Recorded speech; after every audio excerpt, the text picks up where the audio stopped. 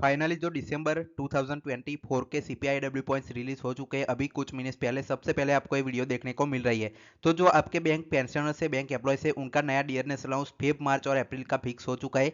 तो चलिए इस वीडियो में देख लेते हैं। लेकिन एक छोटी सी अपडेट की आपको मैं यहाँ पे बैंक एम्प्लॉयज जो रेगुलर है 12 बीपीएस के बाद उनका कैलकुलेटर दिखाऊंगा। थोड़ी देर बाद में आपको यहाँ पे जो बैंक पेंशनर्स और ओवरऑल आपकी सैलरी कितनी हाइक हुई है वो मैं आपको यहाँ पे एक और वीडियो बनाऊंगा। उसके लिए आप एक टेलीग्राम चैनल का लिंक डिस्क्रिप्शन में ज्वाइन करके रखें, सबसे पहले यहाँ पे आपको वीडियो देखने को मिल जाएगा।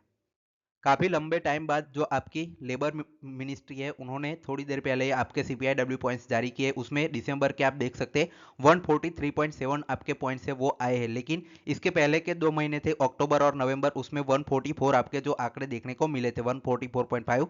तो अब जो नया आपका आंकड़ा दिसंबर का रिलीज हुआ है उसके बाद आपका जो डीएनएस अलाउंस है वो फाइनल कैलकुलेशन आपको देखने को मिल जाएगा।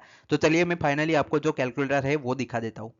जो आपका 12 बीपीएस है रेगुलर बैंक एम्प्लॉयज से एसबीआई और बाकी पब्लिक सेक्टर बैंक आरआरबीस हो गए, उनका जो अक्टूबर नवंबर दिसंबर तीनों के सीपीआईडब्ल्यू पॉइंट्स यहाँ पे कैलकुलेट आपके दिसंबर के लेटेस्ट 143.7 है। उसके बाद कैलकुलेट करने के बाद एवरेज आपके सीपीआई आप देख सकते हैं 144 आ रहे हैं। उसका जो आपके आपकी बेसिक पे में जो मर्ज हो गए थे सीपीआई पॉइंट्स उससे माइनस करने के बाद डायरेक्टली आपका जो 12 बीपीएस के बाद फेब का डियरनेस अलाउंस 21.20% देखने को मिला है। मतलब अभी 19.83 चल रहा है, उसके बाद 21.20, मतलब बहुत ही कम जो आपका डीएनएस अलाउंस में उछाल देखने को मिला है। बैंक पेंशनर्स का और बाकी सारे जो बच गए हैं उनका वीडियो अभी थोड़ी देर में आपको देखने को मिल जाएगा। Final thanks for watching.